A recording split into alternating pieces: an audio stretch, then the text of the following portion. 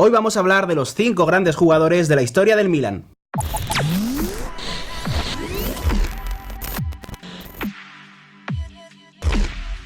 ¿Qué tal, amigos y amigas de Soy Calcio? Bienvenidos a un nuevo vídeo en el canal. Hoy, como veis, estoy en la casa de campeones. ¿Qué tal? Muy bien rodeado, Irati. Sí, gracias, Irati, por la invitación.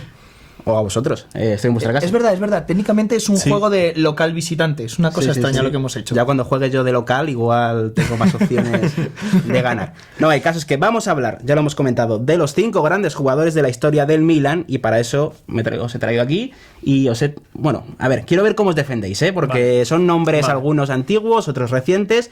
Pero vamos a empezar por el primero, que es Gianni Rivera. Me encanta este nombre porque además a Iván le has descubierto un jugador, ya uno de tus preferidos. No sé por qué lo dices. Yo tengo vagos, pero tengo recuerdos, ¿no? Porque te recuerdo que yo tengo 70 años y me encantaba ver jugar al bueno de Rivera. No, la verdad es que lo hemos descubierto hace poco y la verdad que, bueno, pues un jugadorazo, ¿no? Al fin y al cabo, uno de los jugadores más importantes de la historia del Milan. Leía por ahí, a la altura de Giuseppe Meazza y de Roberto Baggio. Sí, teóricamente es uno de los grandes jugadores de la historia de fútbol italiano. Yo no lo he visto jugar en directo, pero a través de revisar hemerotecas, de revisar artículos, de revisar escritos, sí, era uno de los grandes jugadores de aquel Milan de los 60, de los 70, de la selección italiana también, compartía selección italiana con Macciola, que es uno de los grandes jugadores de la historia del fútbol italiano, y es uno de los primeros, es el primer jugador italiano en ganar el Balón de Oro. Exacto. No está nada mal. Y además tengo que decirte que me gusta mucho su carrera porque no solo es el primer italiano en ganar un Balón de Oro, sino que además luego se convirtió en político. Sí. Y a mí eso me parece un bombazo, porque acabó siendo secretario de defensa. Sí. Me parece, ya es como cerrar el círculo. Oye, uno de los mejores jugadores de la historia de Italia, pionero en el Balón de Oro, y encima secretario de defensa. Manejando el ejército. Y antes de llegar a política, se fue vicepresidente del Milan, si no mal recuerdo, antes de la llegada de Berlusconi. Sí. Fue rival político de Berlusconi, de hecho. Cuidado. Me parece brutal toda la carrera de este hombre, incluso fuera del fútbol. De hecho, Rivera es uno de los que critica la llegada de Berlusconi al Milan porque teóricamente, o lo que decía él, era que iba a alterar lo que era la idiosincrasia del Milan, lo que era la historia del equipo rosonero, es decir, estaba bastante contrario. De hecho, llega Berlusconi y Rivera no sigue en el club, pero eso sí, es una de las grandes leyendas del equipo de San Siro. El segundo, más reciente, aunque yo creo que no sé si lo habéis visto en directo, es Franco Baresi, que es uno de los... Qué gozada de jugador. Y capitano. No lo he visto, la verdad no lo he visto, pero sí es verdad que, bueno, pues lo que dices, ¿no? Cuando investigas un poco sobre la figura de Baresi, al fin y al cabo a mí siempre me ha recordado un poco el Franz Beckenbauer del fútbol italiano. O sea, un jugador con una salida de balón muy, muy, muy limpia y sobre todo, para mí, el segundo mejor central de la historia del Milan y de la Liga Italiana. Yo de Baresi siempre tengo el mismo recuerdo. Cuando era muy pequeño, en el Pro Evolution, me hacía mis plantillas, pues la típica, te has hecho tu plantilla de amigos, total, y me hice una de mejores jugadores de la historia.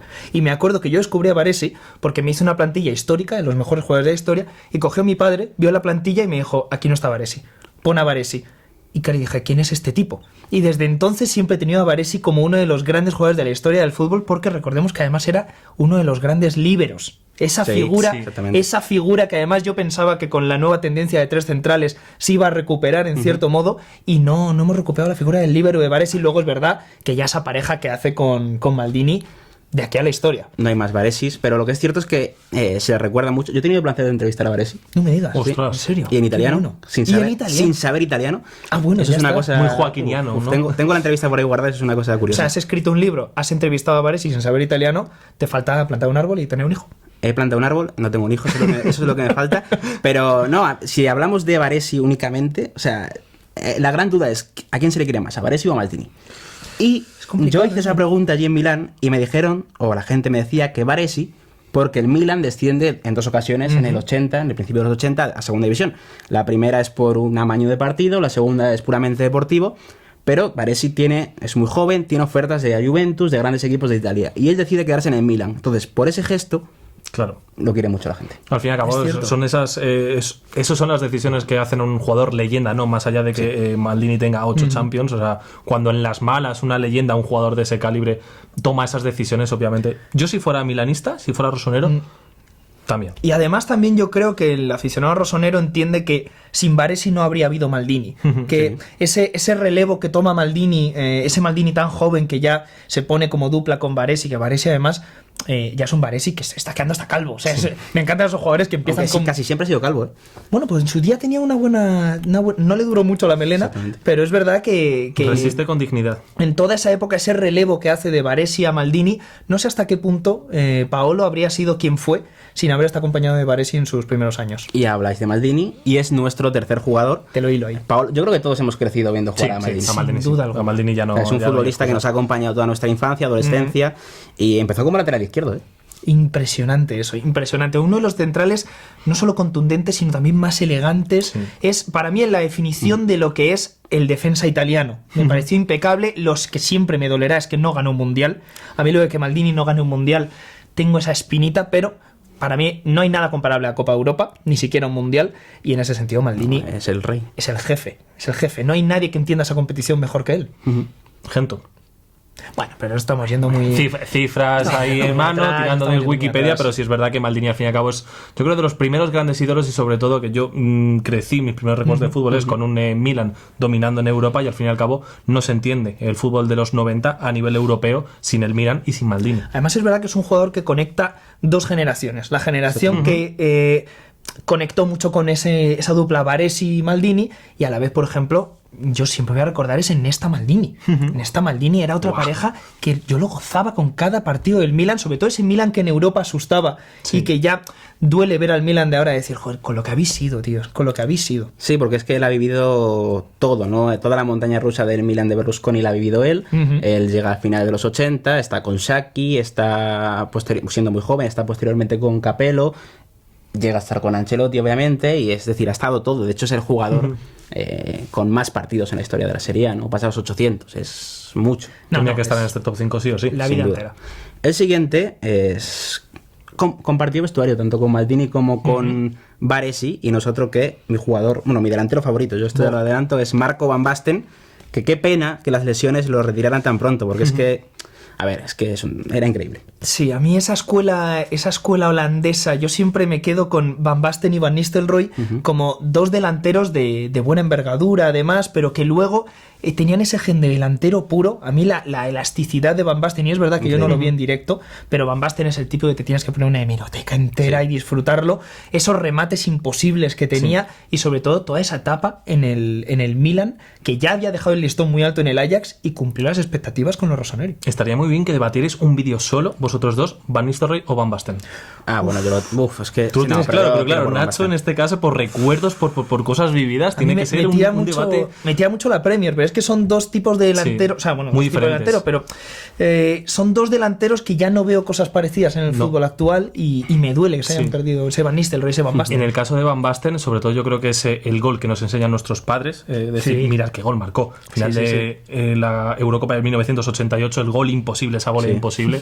Y es que al fin y al cabo Van Basten tenía ese recorte, ese disparo, sobre todo el disparo, definición, llamémoslo como queramos, pero que le hacía un jugador único en Europa, y yo creo que único casi en la historia.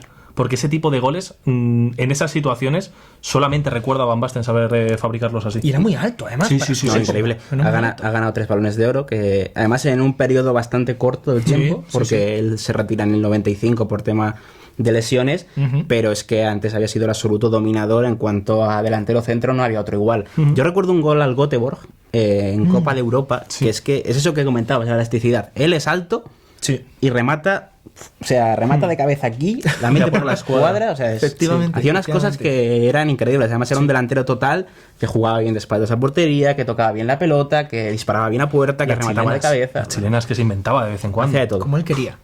Y bueno, de un delantero total pasamos a un jugador... A ver, es que yo aquí he tenido dudas, porque hemos metido a Kaká como el quinto. Vamos a calmar. Ya lo estás anunciando. Hemos metido a Kaká. No, porque había muchos jugadores con los que poder pelear. Hemos querido meter a uno del siglo XXI. El caso es que Kaká, a ver, tuvo una 2006-2007. Bueno, a ti te voy a decir, el partido que hace contra el Manchester United. Para mí, uno de los goles más bonitos que he visto en mi vida. Ese cabezazo provocando la colisión entre, si no me recuerdo mal, fueron Gabriel Heinze y Río Ferdinand, aunque a lo mejor me estoy equivocando.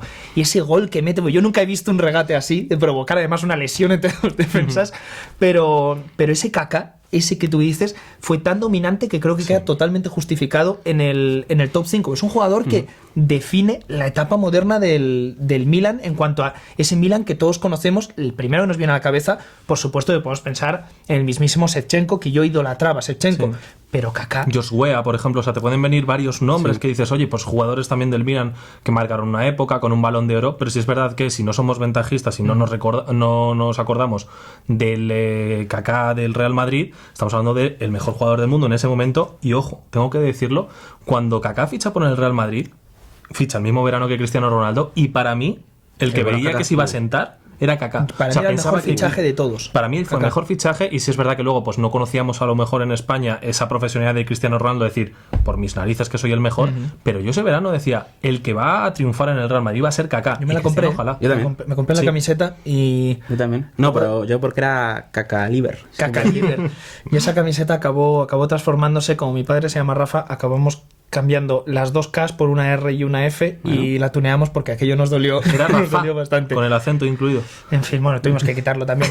Pero hablando del Kaká del Milan, creo que también es un jugador que sí ha habido jugadores parecidos después, pero ese, a mí sobre todo me apasionaba el Kaká del Milan, ese cambio de ritmo que tenía, súper elegante también, porque tenía una velocidad con el balón en los pies impresionante, y luego, pues no hablar del toque, ese toque que tenía preciosista Kaká, tenía una cantidad de recursos técnicos y a la vez también un físico poderosísimo. No, jugando con espacios era determinante. Impresionante. Y yo creo que el gran mérito del Milan en este caso es que lo fichan siendo prácticamente un desconocido. Cierto.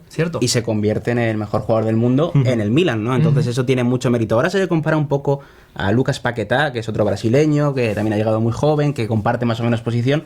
Se quiere decir que es el nuevo Kaká, tal. Yo creo que no se parece tanto, pero oye, es bonita solamente la idea de pensar que hay otro Kaká en el Milan. Recordar tiempos antiguos siempre es bonito, Irati. Sí, pero no sé hasta qué punto esas etiquetas cuesta mucho soportarlas. Sí, pero bueno, Paquetá es muy bueno. Nos quedamos con eso.